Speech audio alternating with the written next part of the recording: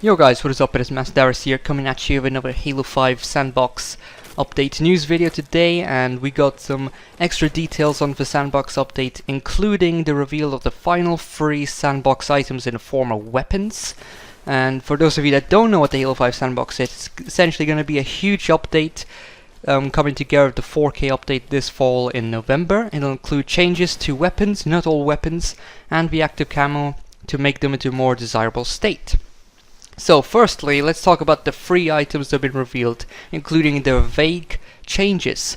The first one on the list is the assault rifle. A lot of people will be happy that the assault rifle is getting its treatment, and I would say that its treatment is going to be fairly interesting, and I'm very interested to see what exactly becomes of it. But anyway, the assault rifle has been taken out of the HCS competitions because it was a weapon independent of skill, and stats prove that the assault rifle performance is no different between a diamond and champion player in Halo 5.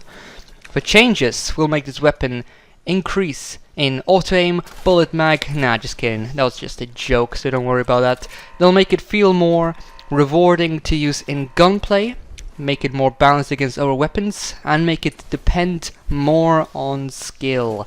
So that's going to be quite interesting to see how they do that. We'll get the official details just before the test playlist launches, which will include these updated weapons. So second weapon on the list is the BR.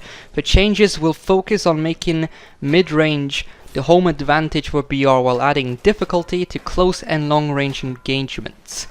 Players of skill should still be able to win these close range encounters, so don't worry about it being essentially useless in close range, because it won't. It'll just require more skill in one way or another. We'll have to find out how that will be. So anyway, then we also got the carbine, which is the last of the final weapons that have been revealed.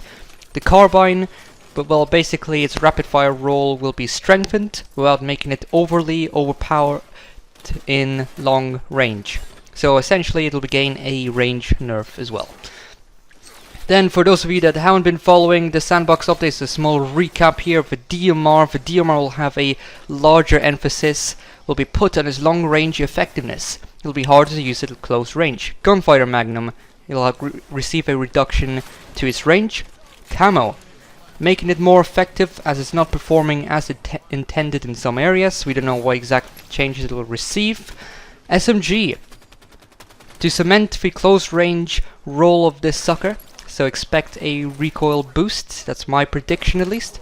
The energy sword, players according to Free are traversing across the map a bit too quickly, so changes will address this. I expect a slight movement decrease in the base movement speed for the energy sword.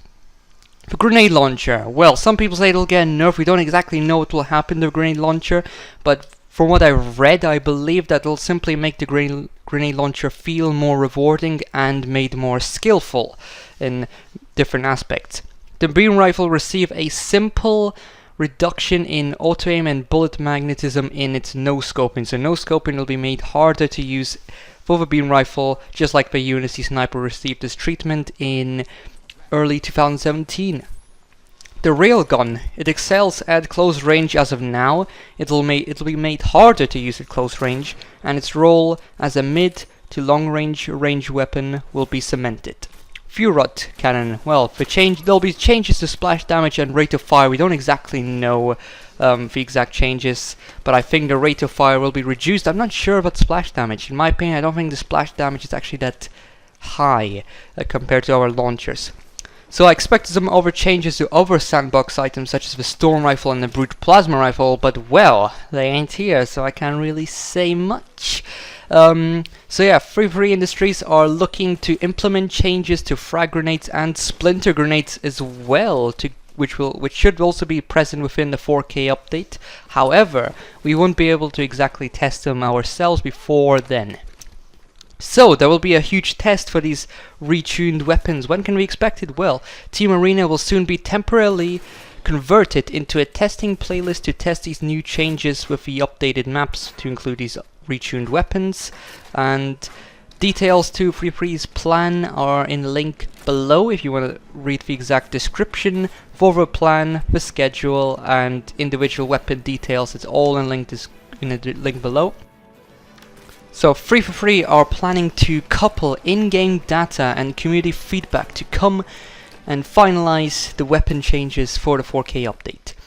Official testing begins on September 4th with the base weapons, and then the retuned weapons will arrive for testing on September 11th in Team Arena. Like I said, if you want the full details on the full schedule of this test, you'll see it in the link below. So feel free to check it out. Anyway, that's all the news we received today. Hopefully we get the official details on these changes soon before the update, well, before the test begins. I'm sure we will. But anyway, see you guys next time. Peace.